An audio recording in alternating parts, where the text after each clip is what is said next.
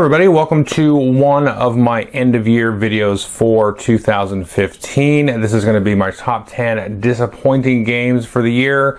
I'll do a best of year, of course, and then a couple other different videos that I don't usually do. Definitely check out the best of, because I'm going to be giving away my favorite game of the year, which will come as a surprise probably to no one. Let's just jump in here. Now, these are definitely a little bit different from years past. These are not worst games at all. I can kind of go back and forth, but these are definitely most disappointing games. So kind of leave the bad game thought at the door and come at this as more of a disappointing. I was actually not going to do this video, and a couple people asked me if I was, and I said no, and they're like, what? I really like that video. And I do generally get, 95% good feedback on these videos from most people, so I just figured, what the heck, let me do it. And these are games worth highlighting because they probably do have some merit for some people, so definitely check these out if they do sound kind of interesting to you. I've already kind of quote-unquote blacklisted these, but let's work up, and it's just some thoughtful criticism which may or may not be meaningful to anybody, but that's what it is. So number 10 is going to be Nevermore. This is a drafting game which I didn't have a lot of hopes for, because I didn't really have a lot of knowledge of it other than it was a drafting game, and I knew that, and I enjoyed drafting games generally. And just quick sidetrack, the level of disappointment is what's going to be at the top here. So this one I didn't really have a lot of expectations going into. It had a kind of a neat, quirky Edgar Allan Poe theme, and it was drafting. That's all I knew. And then we played it, and it had a little bit too swingy cards and take that types of cards that just kind of sometimes would pull you out of the game. Not that I felt like they were unbalanced. I think that sometimes happens when I do speak negatively about a game, is people don't, either I'm not clear or people don't hear. I'm not saying they're unbalanced, they're just not fun. And so they kind of remove you sometimes from being involved in a round, and that always irritates me when I just feel like, okay, I can check my phone now for 10 minutes or what, So this has some cool, interesting mechanisms, a kind of a different way of drafting and trying to collect sets as you draft to sort of trigger off different powers and different phases, which is really neat. But then you have this kind of swingy, take that kind of stuff, which is kind of, which bores me a lot. So that was number 10, Nevermore. Now, number 9 is Clockwork Wars, which looked like a game that would look really cool on the surface. It really reminds me of Hyperborea, which I favorably reviewed last year. And it kind of is in that same 4X kind of civilization, not really civilization, but it's kind of a 4X game with different special powers and things. I definitely would recommend Hyperborea over Clockwork Wars. They felt very similar to me in a lot of ways, not necessarily from the mechanics, but just kind of the feel and sort of the progression and pace of the game. But this one just really fell flat with me as opposed to Hyperborea. It seems on the surface like it should be really neat, and maybe there's an expansion or something hidden under there that kind of lights the spark for it, because it kind of generally works mechanically in terms of how the different player powers you get and the different factions you get. And there's this weird kind of anthropomorphic animals and things that kind of take on, that's quote unquote like a race, in the game. So some interesting concepts, but again, it just felt very sort of stagnant and static and flat. So that was Clockwork Wars. The number 8 one is Rise of the Kage. And I actually did get an email from the publisher, I think, and designer of the game when I unfavorably reviewed it before. And they're definitely working on a cleaner, better rule set for the game. And this is one that I think has potential. I've actually held on to the game based on this email, and I kind of figured they were working on it. Checking Board Game Geek and some of the other rules problems people had was to try this again once they sort of clean up the rule set, and I'm not opposed to doing that. One game that I really enjoy, Darkest there, saw great improvement with its second edition rules. Is one of my favorite games of all time now. So this is a very interesting game on the surface. It's sort of a hidden movement kind of game, sort of. So you would think by looking at it, it might be kind of like a Spectre opposite Fury of Dracula. It's not really like that. It's sort of like a mashup of that and a game like Descent or Imperial Assault, where it's more about sneaking around and getting these different objectives with your ninjas and fighting sort of the overlord type of player who's controlling different guards and samurai. And there's lots of different characters with different special abilities, and kind of the problem with the game is sort of the intersection of how all that kind of stuff interacts, and there's just lots of holes in the rule book and sort of fundamentally with the game. There is some cool systems for generating missions and all that kind of stuff, so it's not going to be very static in that way. So I'm pretty excited to see what they'll come up with and see if they can really kind of tweak the game. Is this one of those, a lot of these for me, kind of Monday morning quarterback, but a lot of these for me is like, you know, a couple development passes would maybe shift it in the direction of me. So that was Rise of the Kage. Number 7 is Pocket Imperium. This is one I had some hopes for because I've enjoyed some of the lighter, sort of spacey 4X-ish style games, like Tiny Epic Galaxies, not really a 4X, but it has some of that sort of vibe and the theme anyway. And then Impulse, which I love. So I was kind of thinking this would be sort of a more static and abstract style game with that. I would say if you're gonna play this one and give it a try, because you might like it, you should only play it with the full player count of 4 players. There's no way you should play it with 2 or 3 players. Even 4 of those to me is like just a little bit lacking. It just needs a little bit extra, maybe special player powers or something, you know, cliche like that. But it just needs a little bit more to me to make it interesting. Works fine mechanically, but again, it's just like straight counting, and that's a theme that you'll find with me. If you remove me out of the game, like I talked about Nevermore, and you make me just twiddle my thumbs, that kind of just starts to send it to the bottom of the pile. And if you make me just sit there and count, which is tricky because a lot of games you can really, you know, you can just completely math them out if you really wanted to. But if you just sort of thwart my suspension of disbelief, again, that's super subjective, that's going to really mark a game down for me. So that was number 7. Yep. Number 6 is Rattled Battle, Grab the Loot. This one I was a little bit leery of going into it, but then when I had it kind of explained to me and demoed for me, and I was like, man, this looks really fun. But at the end of the day, it didn't really pan out at all for me. Just random dice fest, which the rulebook tells you when you open up the cover, hey, this is a random dice fest, don't take this game too seriously. Which is fine, I don't really mind that, but again, I felt like there was no real choice. It was like roll the dice and then do what they say. I don't mind randomness in a game. One of my favorite games is Urban Sprawl, which gets a little bit of a knock, I think, for being random, but I feel like I have that suspension of disbelief in regards to choice throughout the entire game.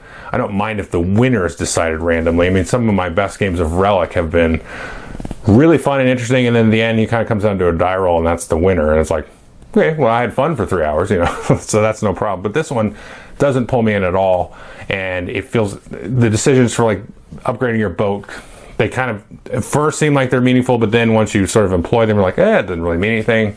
You know, the treasure was over here, and you throw the dice in this big box cover, and it just, well, okay, nothing I can do this round. So that's my problem with that one. So that was number 6. Number 5 is Roombound 3rd edition. This is another one that I really expected to like. So now we're in the realm of like, I really thought I would like this game. And that's Roombound 3rd edition. And again, it kind of falls on the boredom side of things where for me, the token combat felt very cumbersome after a while and sort of got in the way of resolution. I think I played this 3 times. I think I played 3 times, maybe 2. I can't remember. I'm having a fuzzy memory on that. And the last time I played it, it was very sort of like, okay, we know what the outcome's going to be, and so it was kind of got in the way of like, I'd rather just roll some dice and like let it resolve itself, because you can just kind of manually work through it. So there's not really like tons of choice when you are going through the tokens. It's like, I'm going to use this token and this token, and then the choices seem like they end up kind of getting in the way of it. It's like, okay, yeah, okay, that's better. And it was just kind of, just a little bit kind of, you know, sort of picking away at the wall, kind of just slow it down with the token combat. And then the randomness of sort of the items coming out and the quests that you get, and somebody can just really get some quests and things that get the money, so they can just spin up and get the items. And, you know, so you can it kind of just forces you down this track certain ways. And sometimes you can feel not really involved until like the last sort of third of the game, it felt like to me, which wasn't very fun at all. So that's basically the gist of it. There are some cool, interesting things about it. I like the movement dice, and sort of that was a kind of a nice thing to learn about the game, is when to kind of use the movement dice and how to use them and what points of the game to use them. That was pretty cool. And then sometimes you had other abilities that triggered off of the movement dice and stuff. So that seemed like a really cool area to explore with the game. So this does have some elements, and I've talked to a few people, and it seems to be pretty split 50-50 on this game from what I've seen online, the folks I've talked to that have played it. So give this one a little bit of a look. You know, in my opinion, I would say wait for kind of a discount, or just maybe try before you buy on this one. That was Roombound 3rd edition. Now we're at number 4, and this one like hurts to say because it's epic, and I love Star Realms. Star Realms is one of my favorite games of all time, and I'm really looking forward to trying a new expansion, which I haven't tried. But epic really felt flat for me, and that's probably the one that I've gotten the most flack for, except for the number 1 of the stuff that I've mentioned. Well, maybe not. These top 4, I'm just going to get flack for. That's fine. But this one especially I got some flack for. And I think the thing for me is, and I don't think I was super clear on this in my initial sort of negative review. There was a lot of other points I made that for me are valid. But this one is like there was no ramp up. And that's something that you will see a lot in a Magic or Versus or Ashes and all that kind of thing, where you have sort of a ramp up of power, you have sort of a curve in the game of sort of, you get out like little weenie guys or sort of set up, maybe some combos later on down the turns. And this is just randomly like drawing a hand of cards. They're all really good. Some of them cost you 1 coin or 1 mana, and then you play it. And then boom, you just play. Boom, I destroy all your stuff. Oh, you destroy all my stuff back and forth. And there's not really any setup that you can do. Over the course of a long-term game. Most of the games seem to take less than 10 minutes for me. And, then you kind of push that into the deck building and the drafting aspect of it. And that's really what I was hoping to get a lot out of, is like, there would be some interesting interactions, and, drafting and deck building would seem important, but they kind of are sort of set to the side. And I found the best way to play was grab some of the standard suggested decks, where you kind of mix 2 factions or just play randomly and just kind of see what kind of interesting interactions might happen. And that was, to me, a kind of a letdown from what I had expected going into it, where you would have some kind of game that you could have sort of like an LCG in the box kind of thing, where you had that was seemed to be more focused on drafting. And that really didn't seem to be the case for me, and the gameplay itself didn't really sustain any kind of effort you might put into it outside of the head-to-head combat. So that's epic. Number 3 is Time Stories. And this is a level of disappointment. Again, is the higher part, not like the weakest game, because I don't think that this is the weakest game out of any of these by any means. But to me, it was kind of a letdown, because at the end of the day, and I'm going to be super glib because I went over a lot of detail in my original review about it, is I would rather play a choose your own adventure book than this game, because of the whole repeating time thing. That's irritating to me. Whereas a choose your own adventure book, you can sort of stick your thumb in or your finger in and then go back to that and then replay it. And so that's not how I like to play those, but that's what this game kind of felt like, is once you went and did the redo of the scenario, well, now you're like, okay, well, we did these 3 rooms, so boom, boom, boom, boom, let's kind of go through the motions and catch up back to where we were, sticking your finger in the book basically and going back to where you went. Now, the Choose Your Own Adventure thing is more interesting to me, because once you replay it, a good Choose Your Own Adventure book, you're going to have a lot of various sort of pathways that you can go to. Now, I can think of the Steve Jackson, not Steve Jackson Games in Texas, but Steve Jackson from the UK. Their sorcery books were amazing, and I played them again on the iPad, and those are great. So as you sort of progress to that series anyway and get into like the 2nd and 3rd books, there's a lot of different sort of maneuvering paths that you can go through of the Lone Wolf series and stuff like that. Somebody really should come back with those games and really, in my opinion, make them very hardcore and, epic and big and long and lots of different pathways, and not just like one ending kind of thing. And that would be really cool. Anyway, sidetrack from that.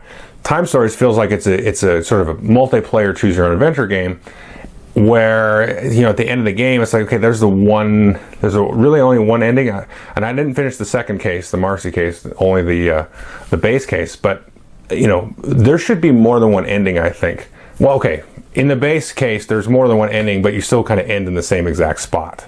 Okay, well, I don't want to spoil anything, but there's not like you can go and you can end over here instead of here, really. It's just kind of, how do we resolve the last thing, and then that's it. So to me, because of that, and this is one example of it, is it's not a game. It's just sort of a playthrough adventure type of thing, where it's like an RPG, but An RPG is 1,000 times better because it's just driven by the players, and you know, even if you do like a dungeon crawl type of game, you know, like I don't know, Shadows of Brimstone or whatever, you know, any kind of game like that where it's a co-op dungeon crawl, or Space Cadets Away missions is another one. The story is going to all be in there, and you're going to be at the same time playing a game and interacting with your friends. So to me, this system, like, it's cool, it's neat that they did it, but I just don't really have a desire to play a choose your own adventure game book with folks, you know. To me, I don't know, I just want to process everything and play it. Or just play an RPG or something. Okay, so there's other details in the review. Number 2 is Motainai, and this is from Asmodee Games, and this is sort of a lighter, quicker Glory to Rome, which I found out I didn't like. And I think the problem with me is I wanted to like this. I wanted to have another Glory to Rome that I can introduce to people and play, and you know, play a little bit quicker. But I found I did not like sort of that initial, just out the gate, you can be pretty ready to end the game and play it super quick. And it just removed a lot of the interesting parts of Glory to Rome for me. In terms of, and I think a lot of it has to do sort of building up that ramp, like I talked about with Epic, into getting after those combos and getting to some of those end game conditions. Where it felt like these, you just kind of sometimes will just land in your lap, which can kind of happen in Glory to Rome too, but it was just too quick. I didn't feel like there was enough setup time. I didn't feel like every game felt like abbreviated, but I think that's what they set out to do as well. That's what they wanted to do. They wanted to have like a half-hour Glory to Rome, or if you're playing with 2 players, you could have a 10-minute Glory to Rome with this.